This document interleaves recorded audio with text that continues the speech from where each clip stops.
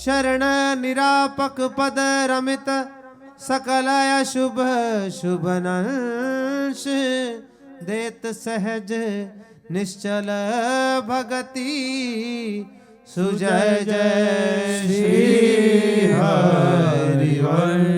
जय जय श्री नवनिवृत्त निकुंज विलासी लाडले ठाकुर श्री राधा वल्लभ लाल की जय। लाडले ठाकुर श्री राधा मोहन जो महाराज की जय। लाडले ठाकुर श्री राधा प्रिय जो महाराज की जय। महाप्रभु श्री हरिवंश चंद्र जो महाराज की जय।